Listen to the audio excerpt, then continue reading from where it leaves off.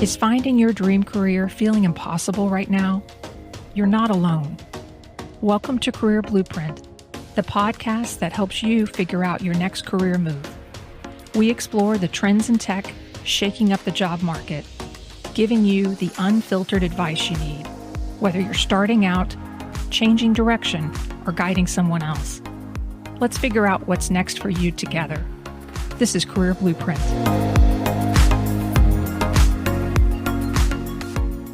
Starting from the beginning, what is AI? Put simply, AI, or artificial intelligence, is software that lets machines perform tasks that traditionally only humans could do. Things like identifying or recognizing patterns in behavior or data, making predictions, making decisions, solving problems.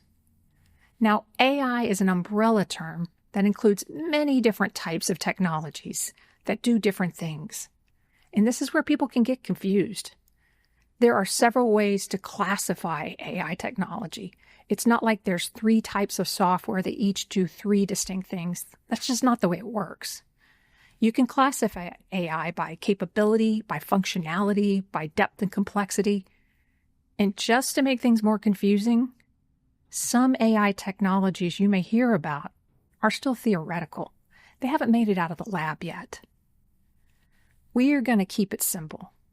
For our purposes of talking about how AI will change jobs and careers in the next 3, 5, 7, 10 years, we're going to focus on 6 types of AI technology, many of which are used together.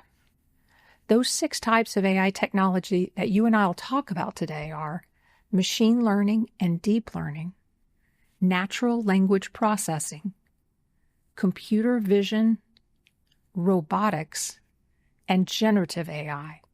If you've already been reading about AI and know what all these terms mean, that is wonderful.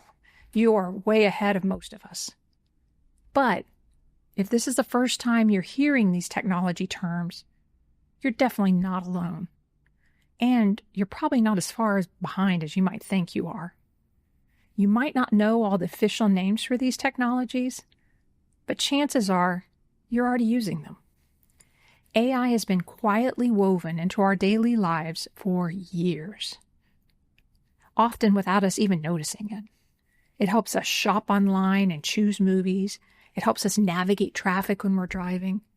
And it keeps our email inbox free of junk. Most of us didn't even realize we were using AI, or maybe we hadn't even heard about it, until November 2022, when ChatGPT released their free generative AI chatbot. Suddenly, almost overnight, the phrase artificial intelligence became mainstream, and even my 93-year-old dad started talking about it. But AI technologies have actually been with us for quite a while. To give you a perspective on how long the idea of AI has been around, the term artificial intelligence came about at a workshop for scholars and researchers at Dartmouth College in 1956. Their big idea or theory was that every aspect of human learning or intelligence could be described and written out in steps so precisely that a machine could follow those written steps and simulate that human behavior. That was groundbreaking thinking at the time. Let's put this event into context. Imagine yourself back in the 1950s. There's no smartphones, no cell phones of any type, no internet. No one had a personal computer. And a lot of households didn't have a television.